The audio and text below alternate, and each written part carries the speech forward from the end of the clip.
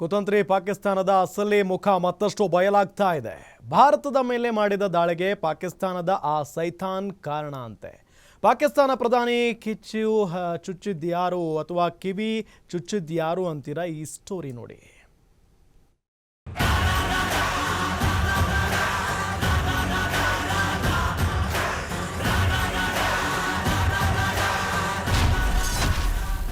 ಭಾರತ ಪಾಕ್ ಕದನಕ್ಕೆ ಆ ಸೈತಾನ್ ಕಾರಣನ?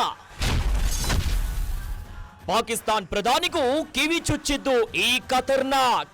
26 ಜನ ಭಾರತೀಯರ ರಕ್ತ ದೋಕುಳಿಯನ್ನ ಹರಿಸಿದ ಪಾಕಿಸ್ತಾನದ ಬಂಡವಾಳ ದಿನಕ್ಕೊಂದು ಬಯಲಾಗ್ತಿದೆ.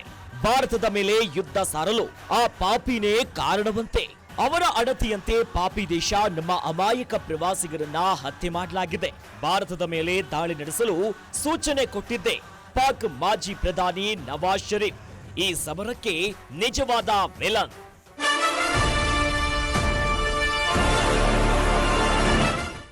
ಭಾರತದ ಮೇಲೆ ನಡೆದ ದಾಳಿಗೆ ನವಾಜ್ ಶರೀಫ್ ಬ್ಲೂ ಪ್ರಿಂಟ್ ಅನ್ನ ಹಾಕಿದ್ನಂತೆ. ಸ್ವತಃ ಶಹಬಾಜ್ ಶರೀಫ್ ಸಹೋದರರಾಗಿರುವ ನವಾಜ್ ಶಹಬಾಜ್ ಮೂಲಕವೇ ಪ್ಲಾನ್ ಎಕ್ಸಿಕ್ಯೂಟ್ ಮಾಡಿದ್ದಾರೆ.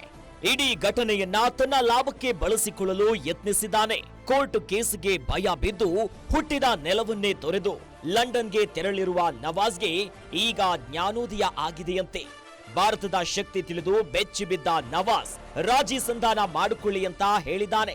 ಇತ್ತ ಅಮೆರಿಕ ಹೇಳಿದಂತೆ ತಮ್ಮ ಶಹಬಾಜ್ ಶರೀಫ್ ಮಾಡುತ್ತಿದ್ರೆ ಆತ ನವಾಜ್ ಶರೀಫ್ ಭಾರತದ ವಿರುದ್ಧ ಪಿತೂರಿ ಷಡ್ಯಂತ್ರ ಮಾಡಿ ಫೇಲ್ ಆಗಿದ್ದಾನೆ.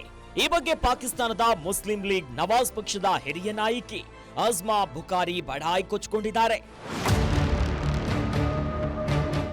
ಇಷ್ಟೆಲ್ಲ ಮಾಡೋದೆಲ್ಲ ಮಾಡಿ ಇದೀಗ ಭಾರತದ ಜೊತೆಗೆ ಮಾತುಕತೆಗೆ ಸಿದ್ಧ ಅಂತ ಪಾಕ್ ಪ್ರಧಾನಿ ಶಹಬಾಜ್ ಪದೇ ಪದೇ ಮನವಿ ಮಾಡ್ತಿದ್ದಾರೆ.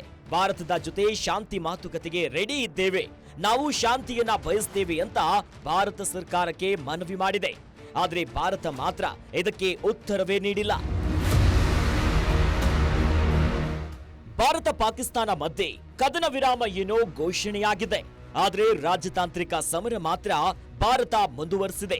ಆದ್ರೆ ಪಾಕಿಸ್ತಾನದ ಸಂಸತ್ನಲ್ಲಿ ಪಾಕಿಸ್ತಾನದ ವಿದೇಶಾಂಗ ಸಚಿವ ಇಶಾಕ್ ಕದನ ವಿರಾಮ ಮುಂದುವರಿಸಲು ಉಭಯ ದೇಶಗಳು ನಿರ್ಧರಿಸಿವೆ ಅನ್ನೋದಾಗಿ ಹೇಳಿಕೆಯನ್ನ ಕೊಟ್ಟಿದ್ದಾನೆ. ಈ ನರಿಬುದ್ಧಿ ತೋರಿಸುವ ಪಾಕಿಸ್ತಾನ ಪದೇ ಪದೇ ಇಂತಹ ಖತರ್ನಾಕ್ ಪ್ಲಾನ್ಗಳನ್ನ ಮಾಡುತ್ತೆ. ನಂತರ ಬಾಲ ಮುದುರುಕೊಂಡು ಕೂರುತ್ತೆ. ಕಾಲ್ಕೆರೆದು ಸಮರಕ್ಕೆ ಬಂದ ಪಾಕ್ ಇದೀಗ ಶಾಂತಿ ಮಾತುಕತೆಯಂತ ಬೊಬ್ಬೆ ಹಾಕ್ತಿದೆ. News desk guarantee news.